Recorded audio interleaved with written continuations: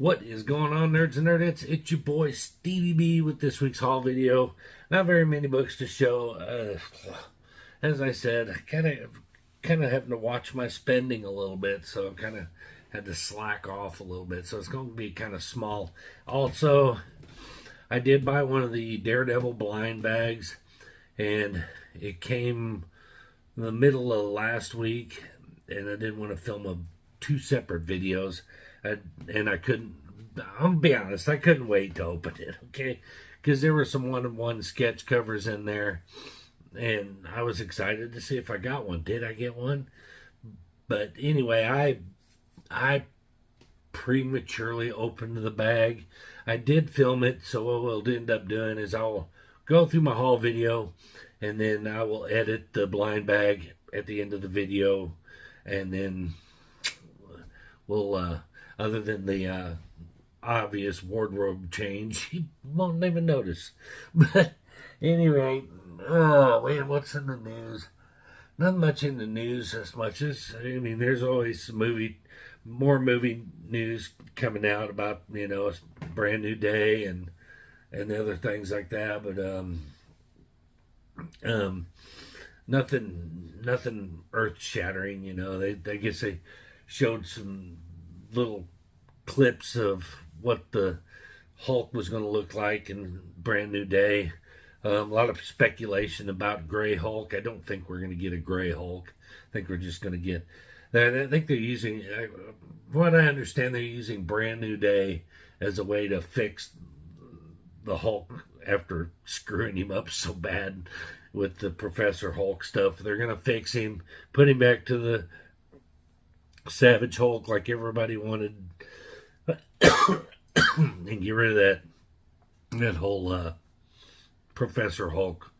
I don't think we're going to see Joe Fix It. There's rumors floating around that might be a thing, but I don't think we're going to see that. I think we're just going to see him reset Hulk back to where he should be, and that's it. We're going to just be done with it. But also, hey, I've been kind of binge watching. I've been trying to catch up on some stuff. I've caught up on Invincible. Yay! Really love it. Really liking that show. Really liking Invincible. So caught up on that. I did watch episode 1 of the new season of The Boys.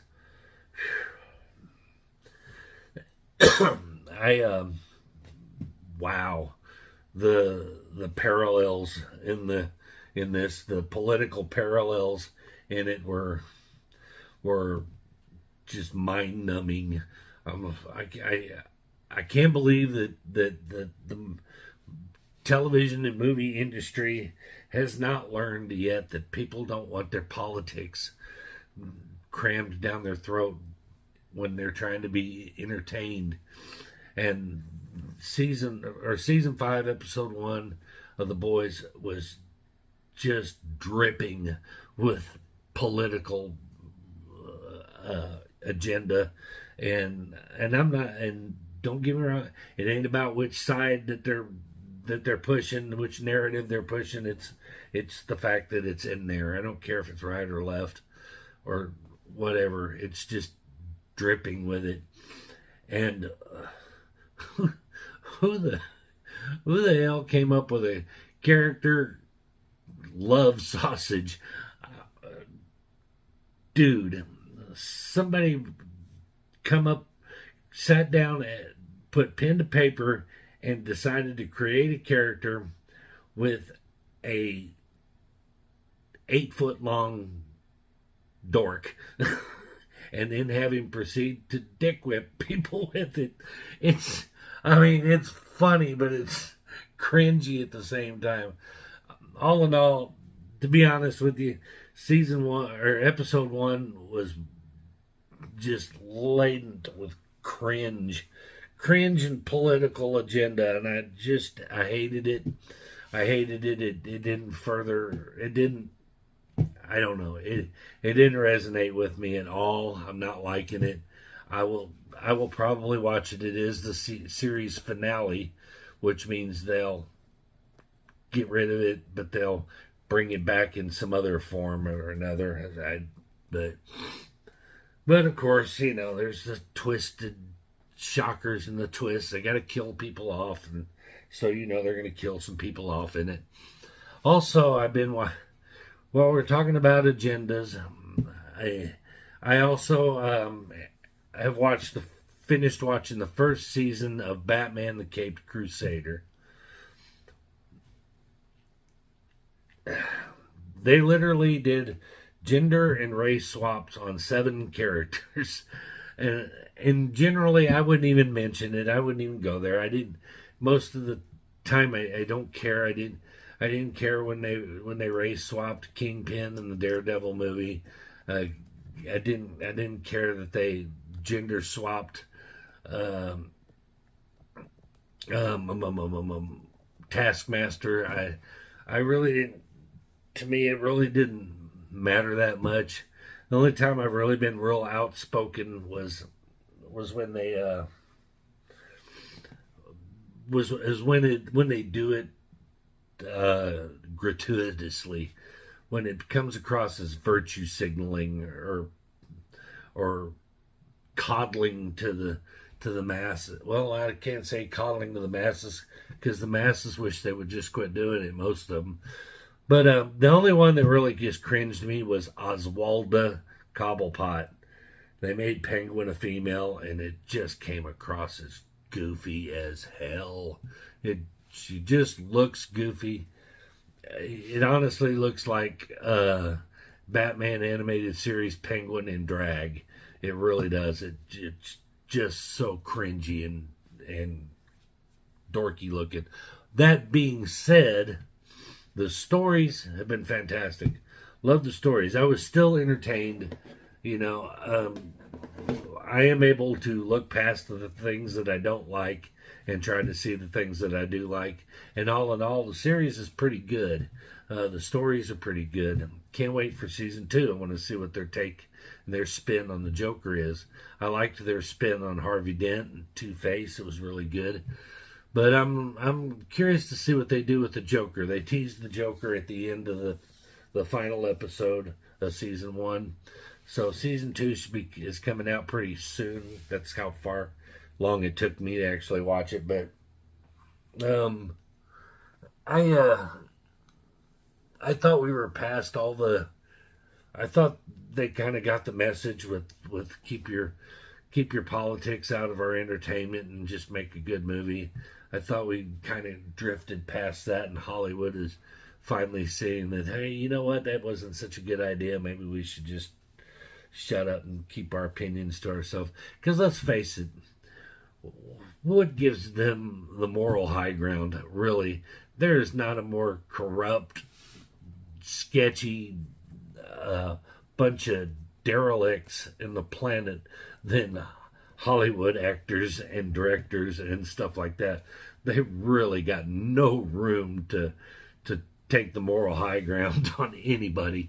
So shut up, entertain us, do what you do, and leave your politics at home. That being said, let's get into the haul. I've rambled on for about 9 minutes on my monologue here.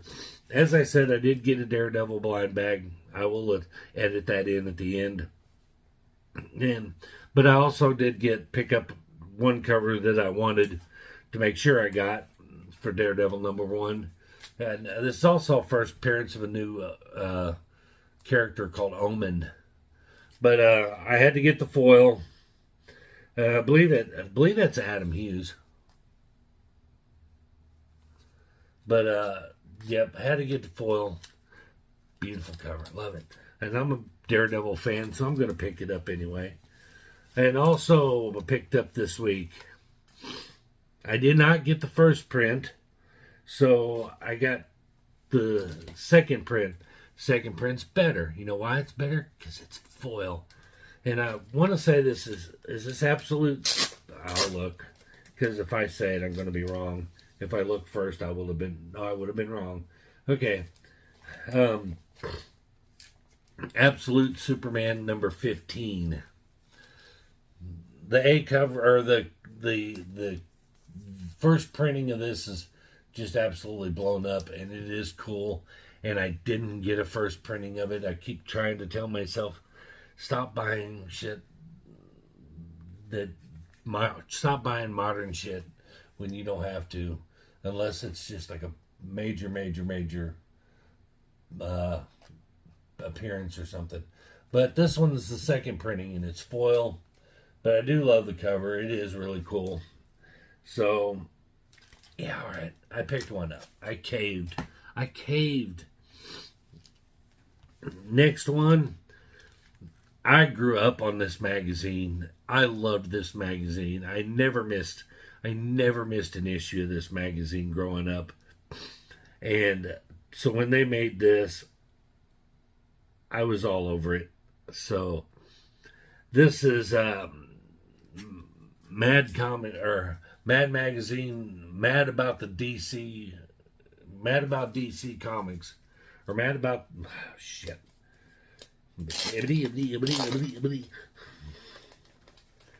As you can tell, as always, it's unscripted. Mad About DC, yeah, issue 1, with the cover, with the foil cover by Dan Panosian.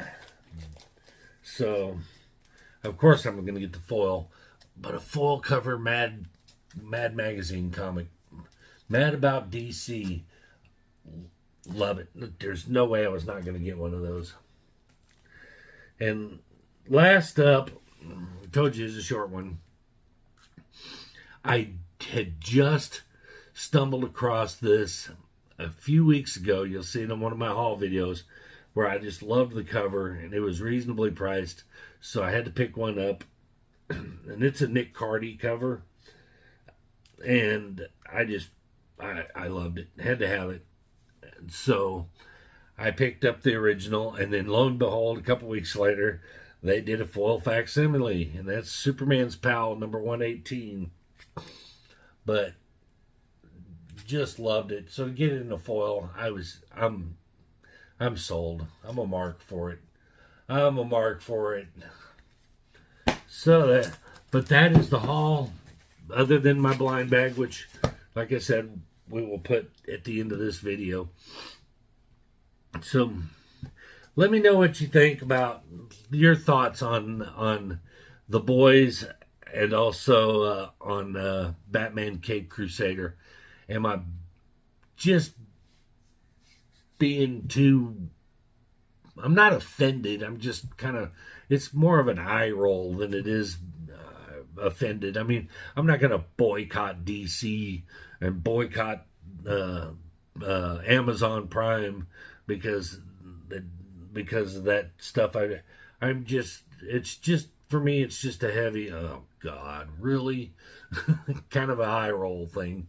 But let me know what you think. Do you agree with me? Do you think I'm just being too touchy, or what? I'm a kind of a purist. I kind of want, stick to the source material, and when it doesn't further a storyline or add, or when it's unnecessary, there's no need to me picking on a woman. There was no need. It didn't drive any storyline. It didn't change anything. It wasn't a plot point. It wasn't anything. It was just let's make her a woman. So I don't know. That's when I have a problem, is when it doesn't contribute anything. It's just done for, like I said, for virtue signaling purposes. But let me know what you think. Anyway, let's jump over and open that blind bag, okay? Let's do that. All right, last but not least, we're going to open our Daredevil blind bag. Now, these, you have an opportunity to get a one-of-one original sketch. I'm probably not going to get one because I never get that lucky. But if I got one, man, I would love to get the Frank Miller original sketch. I would love to get one of those. But it's funny they call them the True Believers blind bag. which is weird because when I first read that, it made me think, is it a reprint? Is it an alternate cover of a reprinted comic book? But anyway, all these people are like, do I open them? Do I not open them? Do I open them? Do I not open them? Of course you gotta open them. How else are you gonna know what you got? It's like it's not a Schrodinger's cat situation, you know. If you never open it, then there's always a possibility you might have a big hit. But I don't know. So let's see. Did I get it? Did I get a sketch cover? Oh, you really? Oh, didn't catch it. All right, let's see. Not looking good. No, no sketch cover. Justice is Blind. Is that an outer cover? Yeah, this is an outer cover. Psych. That's kind of weird. It's not even attached. Just goes over the top. Well, which cover is this?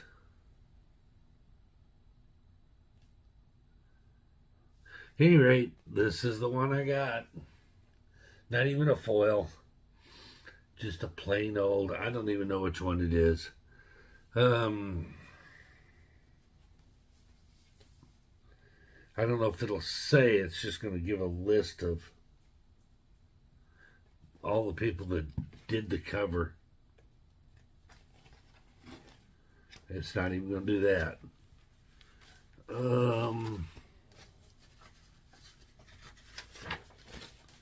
Well, shoot.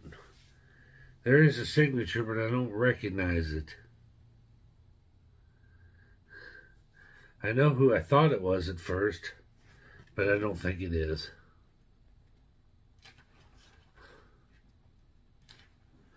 Oh, hold on.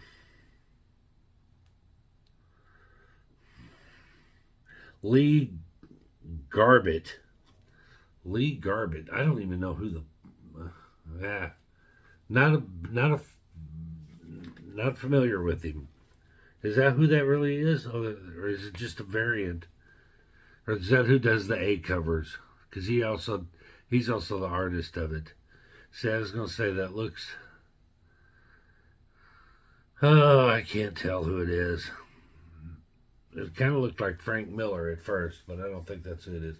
Anyway, I'll probably put it up here in post-production. There's the signature. It's one of them artists that can't sign books worth of shit. Oh well.